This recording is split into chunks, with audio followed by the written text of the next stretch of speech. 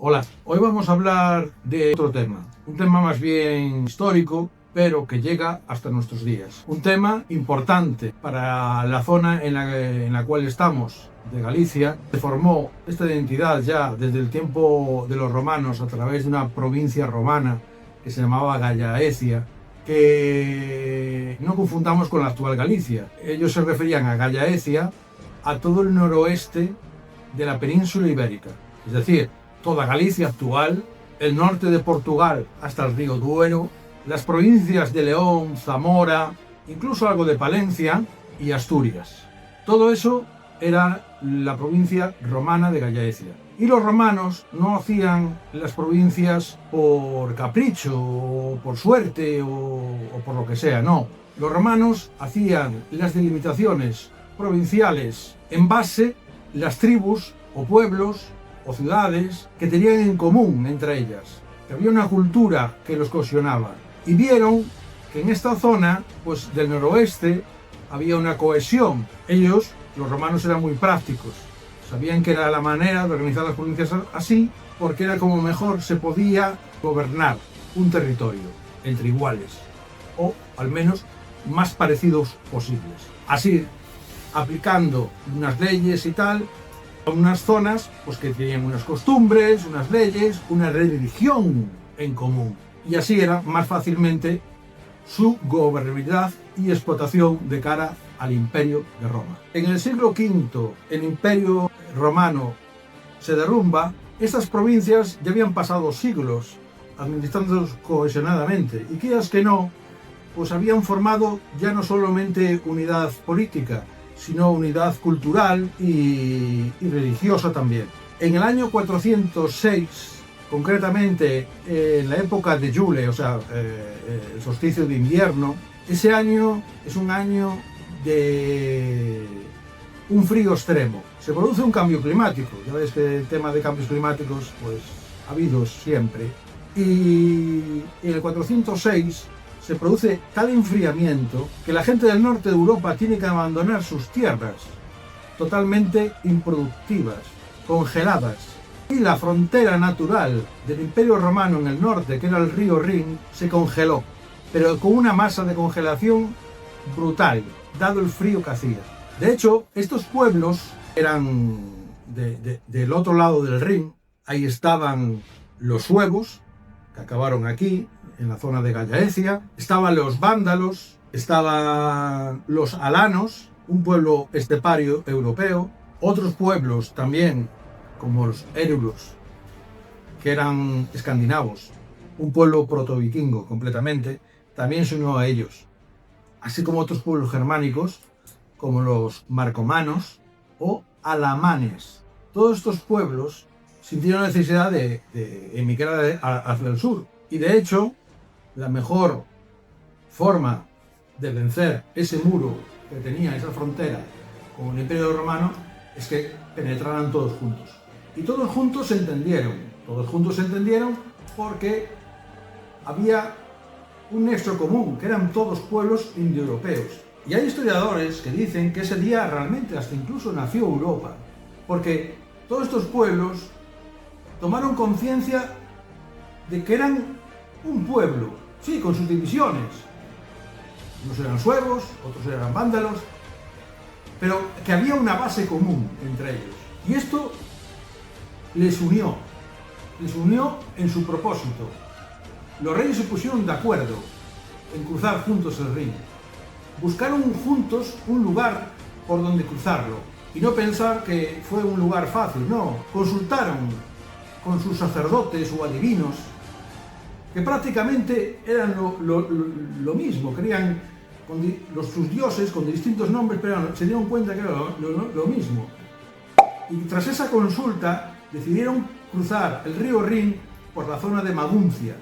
Está documentado esto porque los eclesiásticos, horrorizados ante esa masa de paganos, estamos hablando de un pueblo suevo que podían ser unos 50.000 miembros, unos vándalos que podían llegar a 100.000, unos alanos que por ahí andarían también.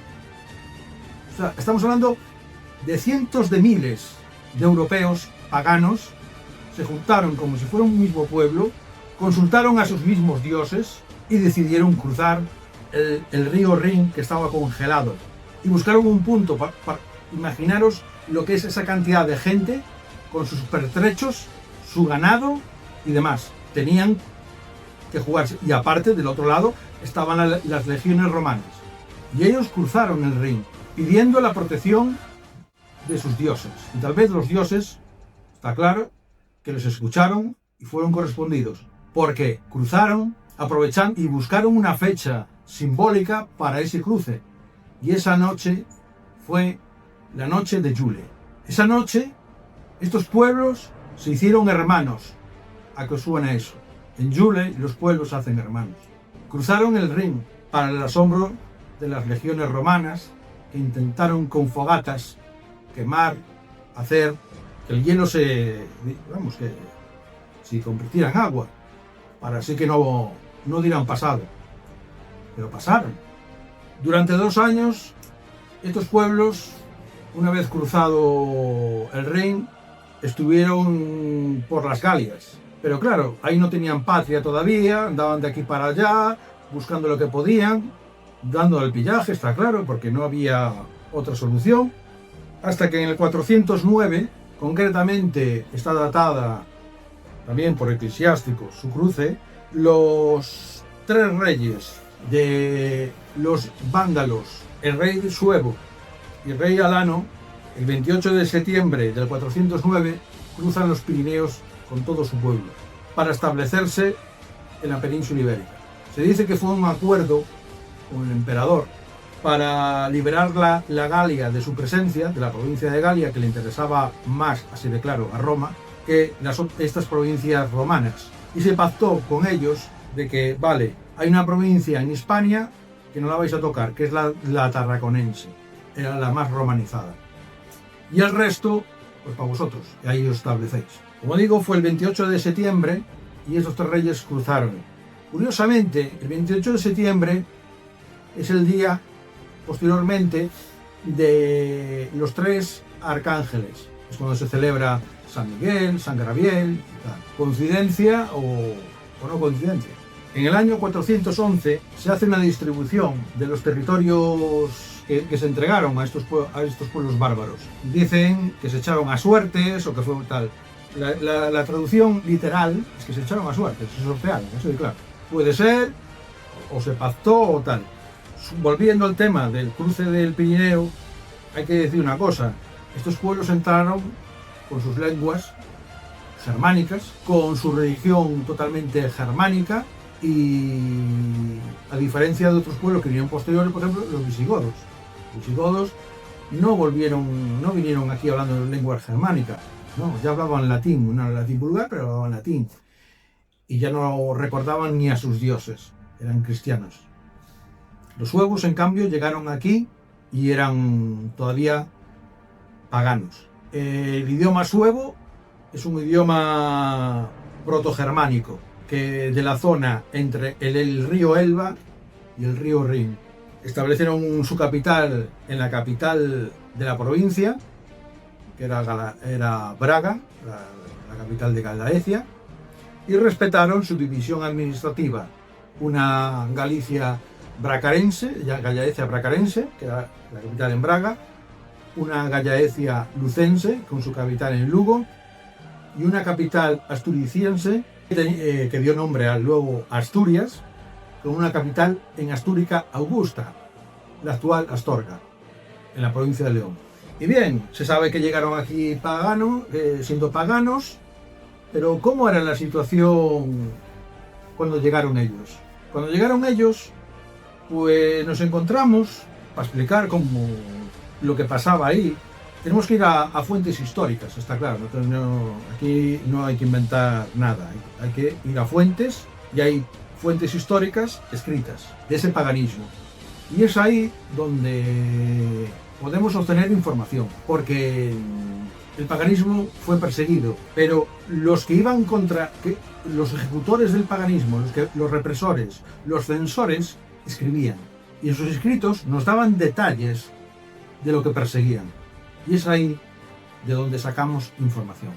Existe una obra que recoge el momento de la llegada de estos suevos a Gallaecia, que es el Cronicón de Idacio.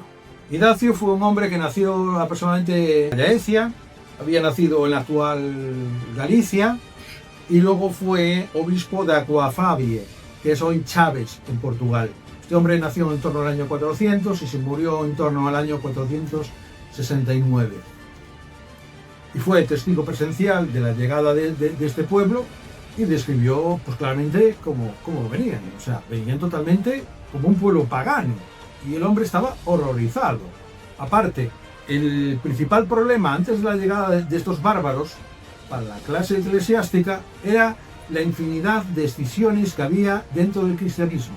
Una de ellas era el arrianismo, que tuvo una gran implantación, por ejemplo, en pueblos ya bárbaros romanizados como los visigodos, por ejemplo. Y también aquí en la zona de Gallaecia había una problemática con el cristianismo, que era un cristianismo muy purista, pero bueno, no dejaba de ser una escisión dentro de la Iglesia Católica. Pero claro, cuando llegan estos suevos, esta gente, estas escisiones pasan a un segundo plano, está claro. De repente se encuentran que estos, mira, antes discutíamos si Jesucristo es de carne y hueso, es divino, y estos, es que pasan de esto, o sea, están con sus dioses. Y es más, reconoce Idacio que justo, que aún no habían limpiado todavía los dioses, el paganismo en Galicia, y que esta gente estaban recomponiendo de nuevo el paganismo. Porque claro, desde el siglo III la religión oficial del Imperio Romano era el cristianismo. Y llegaron estos y dijeron, aquí no hay religión oficial, nosotros somos paganos y ya está. Y me da igual lo que seáis. ¿Y qué pasaba?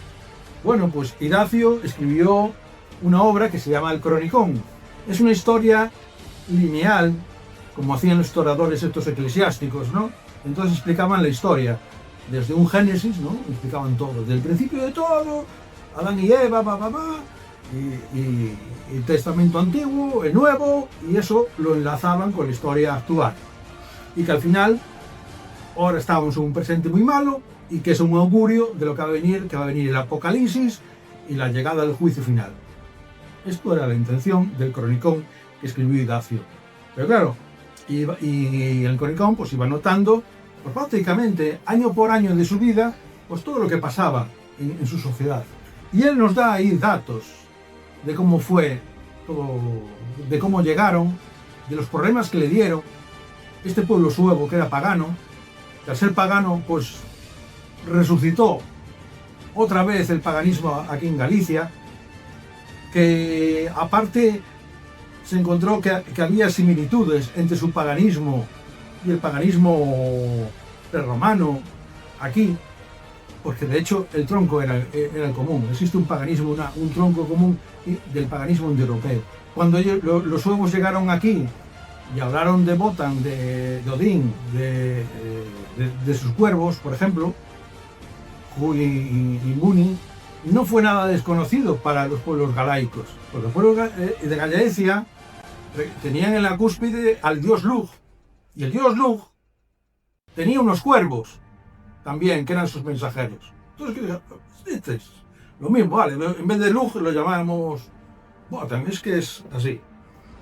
Y bueno, aquí tenemos en esta Cronicón de Idacio, que es bastante, lo podéis encontrar en internet, o sea, os lo recomiendo, es fácil de encontrar, y ahí encontraréis pequeños datos de este tema, ¿no? De sus patos, de que él quería siempre pedir ayuda al Imperio Romano, pero el Imperio Romano en aquel momento ya se estaba descomponiendo, estaba agonizando, no le podía ayudar Idacio, porque Idacio quería que los suevos se marcharan de ahí, de Gallaecia, o sea, era para ellos el demonio, o sea, en todos los sentidos, Pero claro, en aquel momento el Imperio Romano a duras penas ya sobrevivía, ya estaba dando sus últimos coletazos. Vemos también, nos hace mención de los primeros reyes suevos, que eran todos paganos.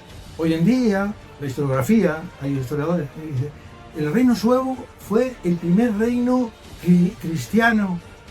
Sí, es cierto, fue el primer reino cristiano. Pero antes de ser reino cristiano fue reino pagano. Por lo tanto, fue el primer reino germánico pagano de Europa, que emitió su moneda con sus leyes, que recogía impuestos y que tenía una autoridad jurídica y militar. Así que, antes, contar no contar medias verdades, contar la verdad entera. Y la verdad entera, sí, fue el primer reino cristiano, pero antes fue el primer reino pagano de Europa. Dato significativo de este cronicón, por ejemplo, es la muerte de su rey Requila. Requila fue un rey que, dadas las crisis que hubo, combates, conquistó también la Lusitania, que mencionábamos antes, que estaba en manos de los alanos. También conquistó la Bética y hizo una provincia sueva en la Bética, con su capital en Hispalis. Y fijó la capital del reino suevo, que estaba antes en Praga, en Mérida. Allí muere y Dacio hace constar la muerte en Mérida en el mes de agosto del año 448. Y habla de Requila de un monarca terco, porque cuando llega el momento de su muerte, los obispos el obispo de Mérida le quería ofrecer los mismos auxilios. Y él dice que él quiere morir leal a los dioses de sus antepasados. Y Dacio, escandalizado, refleja en su cronicón que así muere el rey Requila ese día, siendo gentil. Gentil quiere decir que era pagano. Otra obra que podemos consultar es el Códice de Correctione Rusticorum, escrito en el año 574 por San Martín de Braga, obispo de Dumio. Estamos hablando de un siglo después, 100 años después. Y 100 años después de las quejas de Dacio, que los juegos eran muy paganos, tal, nos encontramos en esta obra, que también la podéis encontrar fácilmente por internet, del paganismo que todavía sigue perenne, presente en las tierras de Gallaecia. San Martiño de Braga es un hombre que nace en Panonia, es una zona de Hungría, se marcha hacia Tierra Santa, visita los santos lugares, Jerusalén, va toda esta historia. Y ahí toma una actitud más vocacional de la fe, de expandirla y tal. Y le llega el rumor ahí de que en Gallaecia hay un problema, otra vez que habíamos hablado antes del cristianismo, de los arrianos y tal. Bueno, había ciertas instituciones que aún perduraba ese problema. Estamos hablando 100 años después de Dacio y aún había ese problema todavía. Entonces él dice que quiere irse a Gallaecia a predicar ahí y resolver eso por la fe católica. Bien, el hombre llega ahí, pero se encuentra de que el principal problema no es el cristianismo, ni el arrianismo, ni todo lo que haya por ahí de extinciones cristianas. Es que ahí están practicando el paganismo. Él lo ve. Él ve presencia solsticios de invierno, presencia solsticios de verano, presencia ofrendas. Él ve todo eso y se documenta, claro. El escrito del Códice de Rusticorum, escrito en el 574, es una carta, es como una carta que se convierte en un manual contra el paganismo. Él lo escribe porque el obispo de Astúrica Augusta, que anteriormente hemos nombrado, que era Astorga, que se encargaba del convento astúrico, toda esa zona de León y tirando para arriba para Asturias,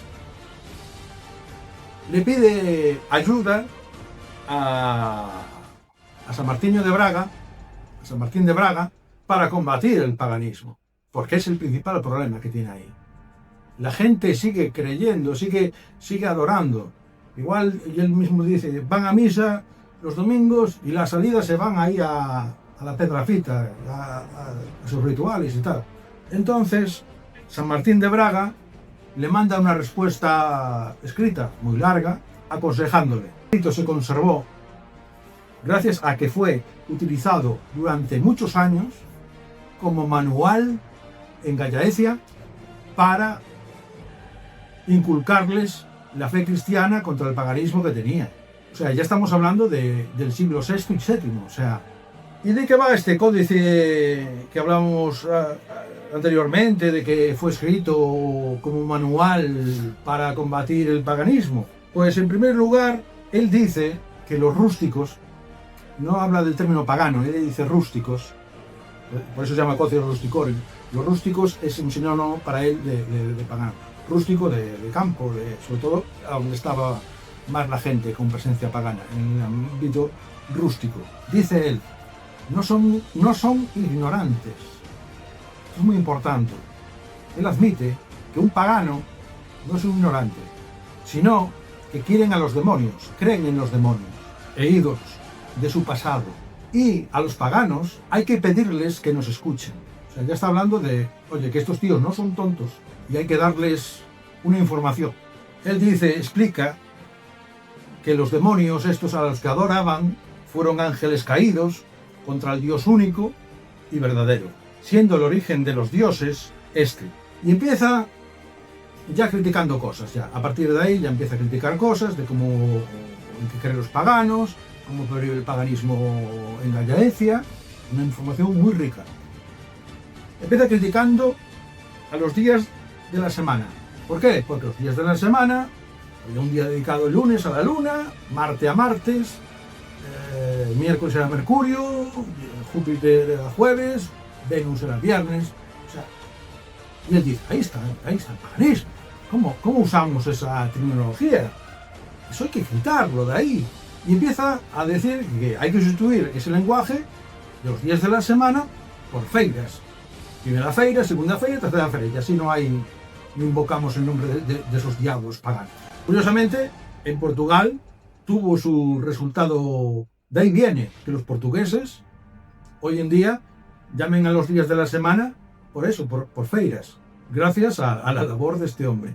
Critica la existencia del culto a las lamias en los ríos, las ninfas en las fuentes y las dianas en los bosques. O sea, ya está dando nombres, nos da una información de cómo se les llamaba, estas entes, estos dioses.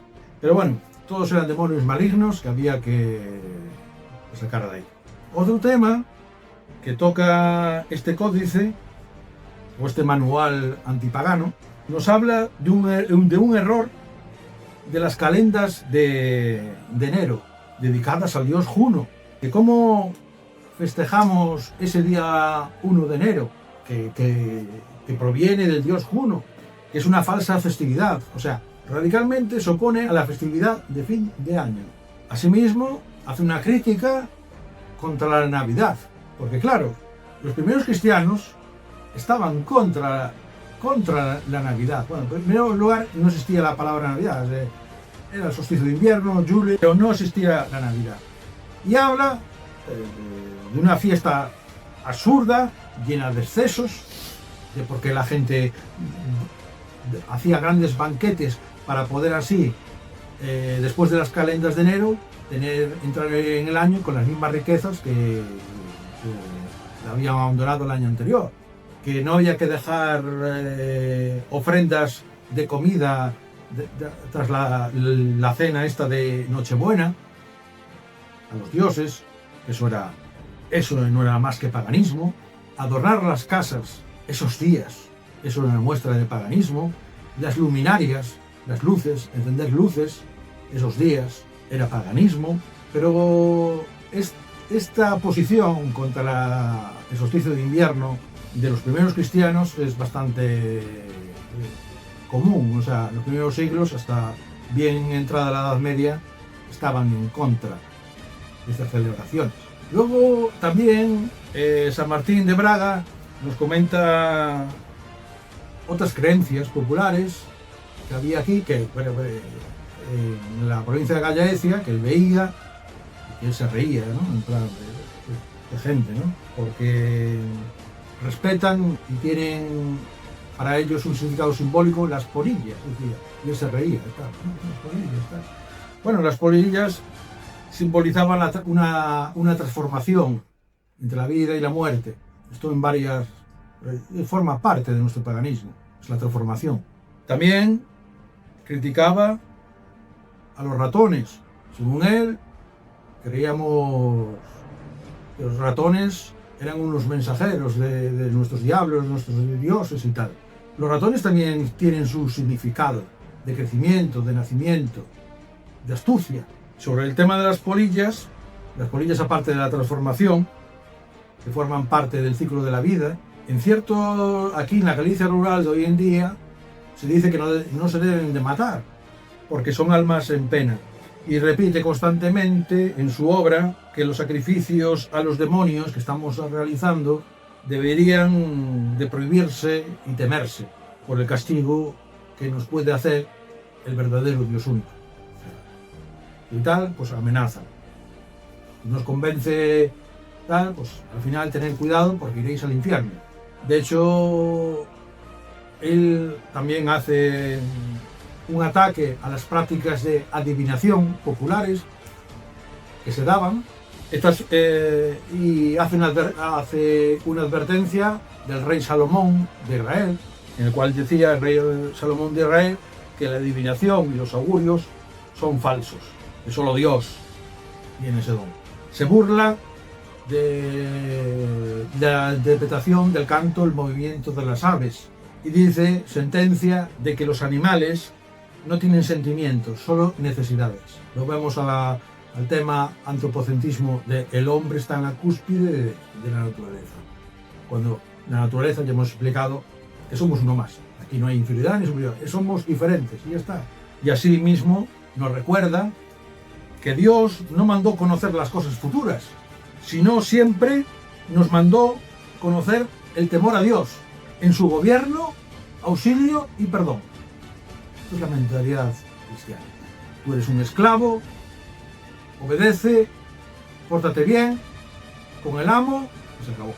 Y según él, todo esto son lo que hacen los paganos, son estratagemas para que los hombres no entren en el reino de los cielos. Otra vez amenazando y tal. Menciona la importancia para superar el paganismo, incidir en el ritual del bautismo. En esta época, el bautismo, como era tan vigente el paganismo, no era en recién nacidos, precisamente, eran gente adulta, que se le hacían unas preguntas y se respondía, ellos, porque eran adultos ya. O sea, había gente adulta que era pagana. Y él describe un ritual de bautismo, en el cual tenías que dar un nombre. Dabas tu nombre y tenías que afirmar que renunciabas al paganismo, pero así, literal. Yo me llamo Paco y renuncio al paganismo.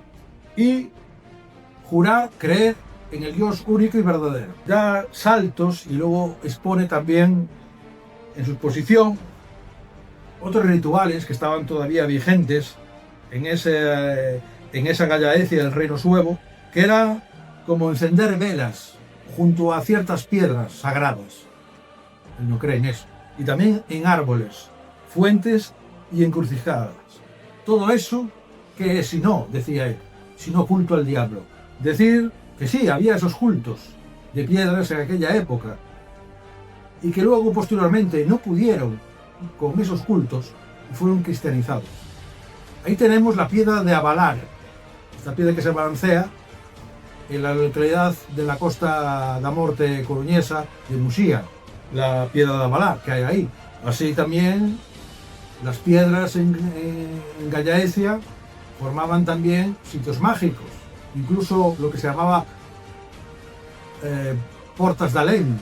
Alén quiere decir más allá, y eran unas puertas de piedra que te podían trasladar al mundo de los muertos o otra dimensión en determinadas fechas y en determinado momento.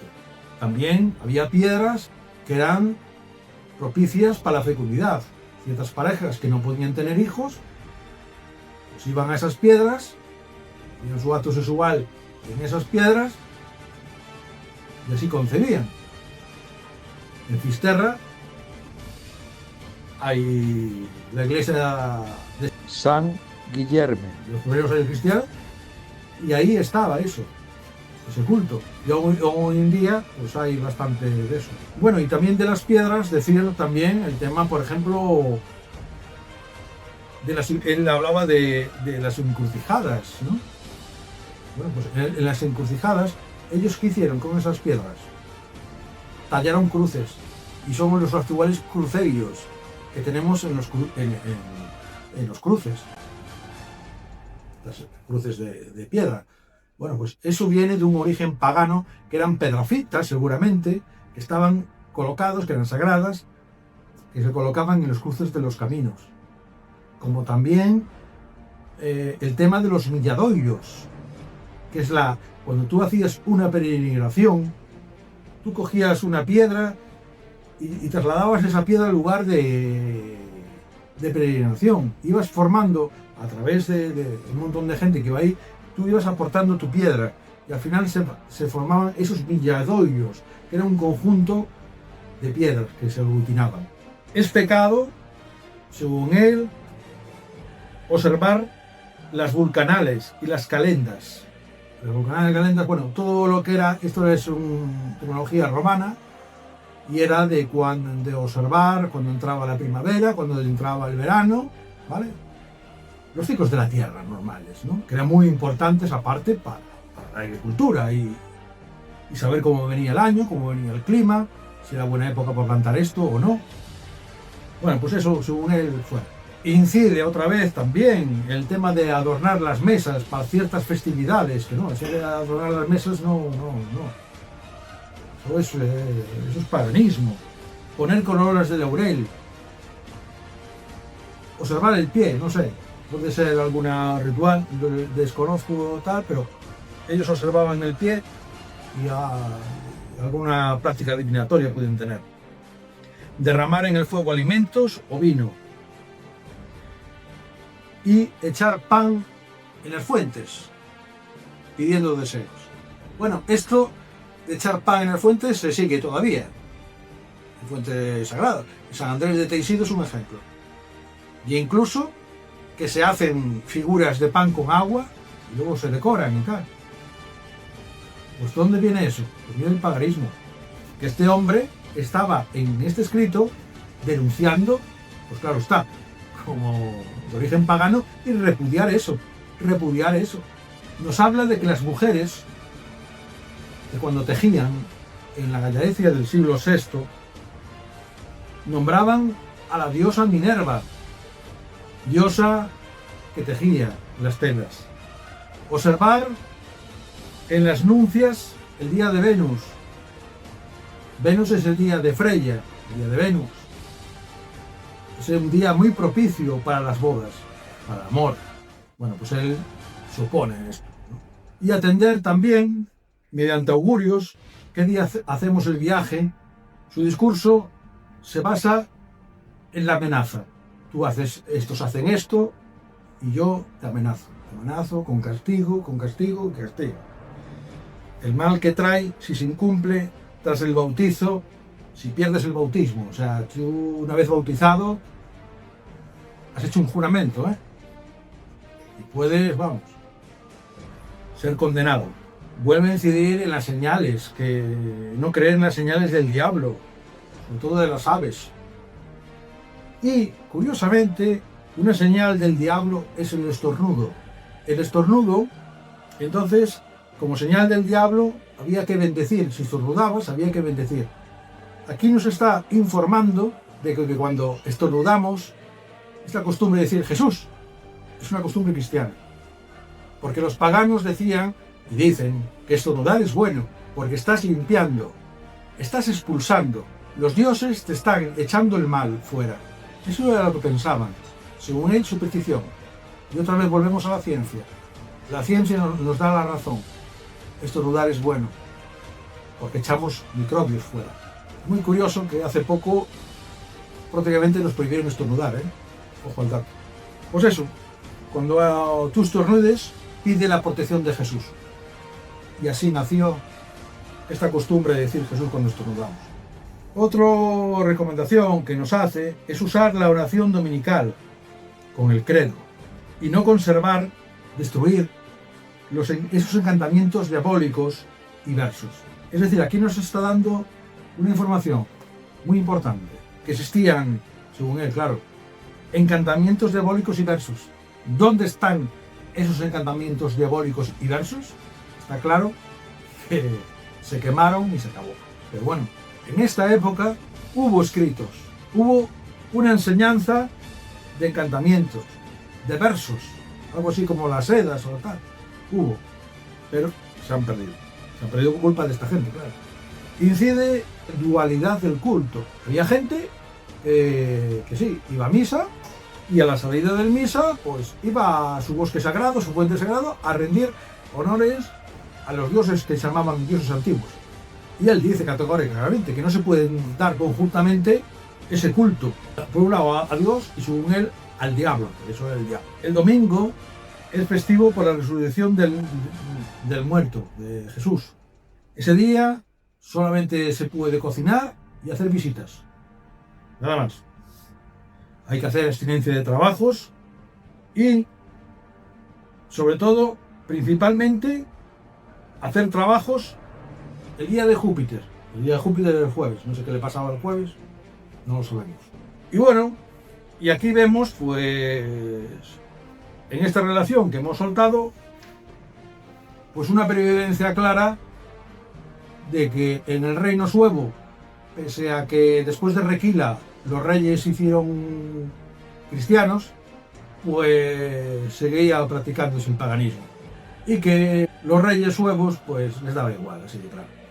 Y por eso, gracias a ese legado, pues ciertas supersticiones, entre comillas, pues nos han llegado todavía a día de hoy, que en Galicia haya tanta leyenda, tantas tradiciones, tantas creencias, pues son el resultado de eso. Y estas dos autores son, sobre todo San Martín de Braga, son los que más nos pueden aportar en una investigación, ¿no?, sobre este tema. Pero también hay otras líneas, ¿no?, otras líneas de trabajo en las que podemos ver el paganismo del reino suevo, en su época. Y es la toponimia. Toponimia quiere decir el origen del nombre de los lugares. Como dijimos al principio, los suevos llegaron aquí de la zona actual de Alemania y hablaban, pues, un idioma que era protoalemán. La zona de Gallaecia, precisamente, que ahora pondremos aquí un mapa de toponimia. La toponimia germánica en la península ibérica se encuentra, hay dos focos. El mayoritario es el noroeste de España, de la península ibérica, porque también coge Portugal. ¿Y por qué? Por el legado suevo en el reino de Gallaecia que hemos explicado. Y también en la marca hispánica, es decir, en el otro lado, en el Pirineo catalán, concretamente provincia de Gerona, que era un territorio del imperio de Carlomagno, del primer sacro imperio germánico de Carlomagno. Y esta gente hablaba alemán. Y por eso hay ese foco también de toponimia que podéis observar en el mapa que os ponemos aquí, de la toponimia germánica. En otras zonas de España o de la península ibérica no hay porque los vándalos pocos tuvieron en la Bética, pocos años, los alanos también, y no tuvieron tiempo a dejar su impronta. Pero el suevo sí, el suevo tuvo siglos para dejarlo, su impronta, y dejar esos nombres. Y los visigodos, sí, ocuparon incluso toda la zona de Castilla, la llamada antiguamente Castilla la Vieja, o sea, el norte de Castilla, llegaron hablando en latín, o sea, un latín vulgar, pero ya no hablaban ninguna lengua germánica. Pese a que estuvieron aquí también con su reino visigodo y tal, no dejaron una imprenta tal. Pero es importante la toponimia como huella también del paganismo, porque hay topónimos germanos, muchos, que hacen mención de animales sagrados de la región germánica.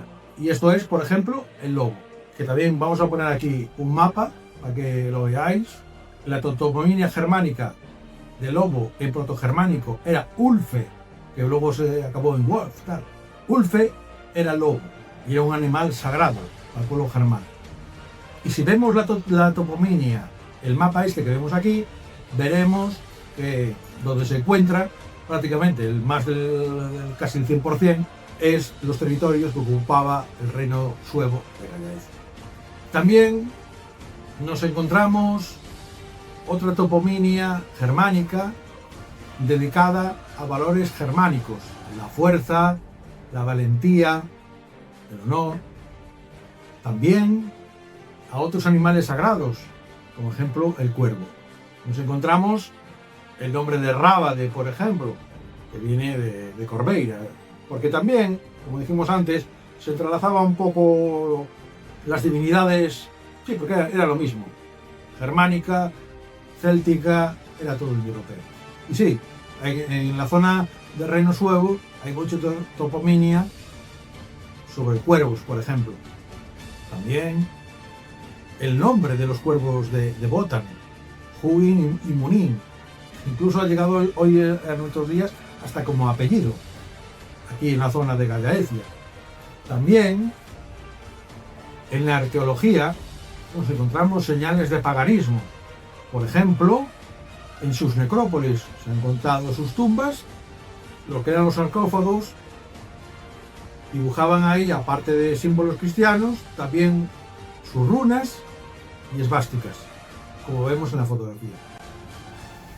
También en sus enterramientos, como el enterramiento que se encontró en Mérida, que ya hemos hablado, que fue también capital bajo Requila del Reino Suevo, ahí se encontró una necrópolis con 9 princesas, se dice, bueno, está catalogada así, como 9 princesas suevas, porque estaban, pues eso, con su orfebrería y vestimenta totalmente de la Germania, así de claro, y con símbolos de su orfebrería totalmente, las eses, tipo rúnico, de su orfebrería, simbología pagana germánica. Curiosamente, en esas tumbas, que eran en Mérida, no se ha encontrado, en cambio, ninguna presencia de ritual o cruz, algo cristiano, ¿no? Se encontró reliquias de los bárbaros paganos. Y bueno, esto es importante, lo que hablamos de conocer un poco por qué Galicia, cierto paganismo todavía, porque resistió. Y aquí hubo un pueblo que aún encima también, en su manera, pues aportó más paganismo a esta zona de Europa. Los suevos fueron la última aportación ancestral a nuestro paganismo en Gallaecia. Enriquecieron con su paganismo germánico la pervivencia de nuestra identidad y religiosidad pagana europea. Si te ha gustado, suscríbete o darle a me gusta. Esperamos tu opinión y tu aportación, apoyando y difundiendo este canal de difusión odinista Asatru en Galicia. Gracias.